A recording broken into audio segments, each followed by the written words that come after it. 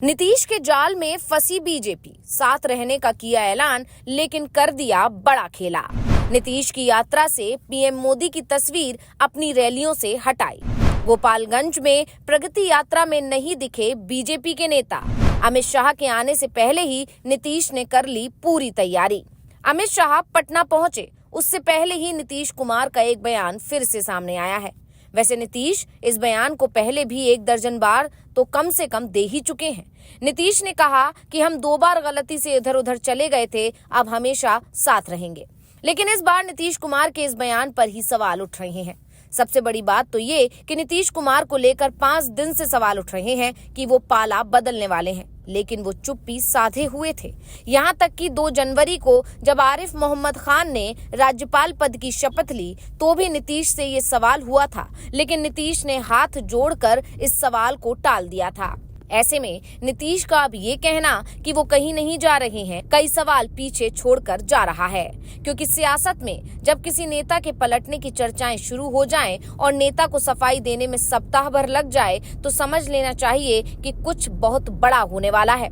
ऐसा ही कुछ बिहार में होने की संभावना दिख रही है और इसकी शुरुआत तो नीतीश कुमार की प्रगति यात्रा के दूसरे चरण से हो चुकी है, जिसमें जो बैनर पोस्टर लगे उससे बीजेपी और जेडीयू गठबंधन में टूटने के संकेत मिलने लगे थे। हम इन सभी सवालों पर अपनी इस स्पेशल रिपोर्ट में करेंगे बात, तो वीडियो को आखिर तक जरूर देखें। लेकिन सबसे पहले बात करते हैं नीतीश कुमार के कुछ समय पहले दिए गए बयान की। अमित शाह पटना पहुंचे, उससे पहले ही नीतीश कुमार की तरफ से बयान सामने आया कि हम 2 बार गलती से इधर उधर चले गए थे, अब हमेशा साथ रहेंगे।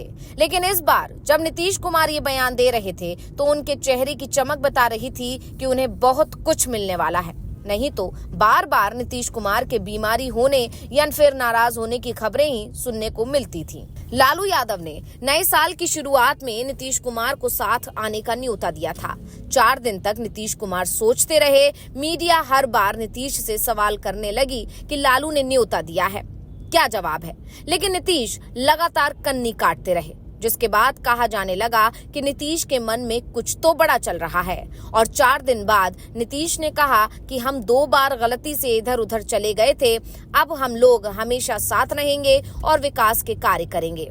बता दें कि बिहार की राजनीति में हाल ही में कुछ ऐसी घटनाएं हुई जिसको लेकर संकेत मिल रहे हैं बिहार की राजनीति फिर करवट बदल सकती है। दरअसल नीतीश कुमार इन दिनों राज्य में प्रगति यात्रा पर निकले हुए हैं, जहां वो महिलाओं के लिए किए जा रहे कामों का जायजा ले रहे हैं और नए कार्यक्रमों और परियोजनाओं का ऐलान कर रहे हैं। प्रगति यात्रा में पहले बीजेपी के दोनों डिप्टी सीएम नहीं दिखाई दिए, न सम्राट चौधरी दिखे और न ही विजय सिन्हा दिखाई दिए, जिससे ये संकेत मिलने लगे कि नीतीश और बीजेपी के बीच दूरी बढ़ रही है। दूरी बढ़ने की चर्चा गृह मंत्री अमित शाह के एक बयान को लेकर शुरू हुई, जिसमें उन्होंने बिहार चुनाव को लेकर कहा था कि बिहार में एनडीए के नेता का फैसला बीजेपी का संसदीय बोर्ड लेगा। इसके बाद जब डिप्टी सीएम विजय सिन्हा ने कहा कि भारतीय जनता पार्टी के कार्यकर्ताओं ने बिहार को जंगल राज से मुक्त कराया है, लेकिन मिशन अभी पूरा नहीं हुआ है। जब तक बिहार में बीजेपी की अपनी सरकार नहीं बनती, तब तक हम अटल जी को सच्ची श्रद्धांजलि नहीं दे पाएंगे। बीजेपी की सरकार बनने पर ही कार्यकर्ताओं के दिल की आग और तमन्ना शांत होगी, क्योंकि आज भी जंगल राज के लोग बिहार की सामाजिक सद्भावना को बिगाड़ रहे हैं। इसके बाद बीजेपी के तमाम केंद्रीय नेताओं को डैमेज कंट्रोल करना पड़ा था। लेकिन जो बात बीजेपी के दिल में थी, जिसे संकेतों में अमित शाह ने कहा लेकिन विजय सिन्हा ने खुलकर बोल दिया, उससे नीतीश कुमार सचेत हो गए और उन्होंने भी मौन धारण कर लिया। इसके बाद फिर लालू का ऑफर आ गया। अगले ही दिन बिहार में नए राज्यपाल आरिफ मोहम्मद खान के स्वागत में आयोजित एक कार्यक्रम में नीतीश कुमार बेहद सरलता के साथ नेता प्रतिपक्ष तेजस्वी यादव से मिले थे, जिससे इन कयासों को और हवा मिली कि जेडीयू और आरजेडी के बीच कोई राजनीतिक खिचड़ी पकना शुरू हो गई है। नीतीश कुमार गठबंधन को लेकर पूछे जा रहे सवालों से बचते दिखाई दिए।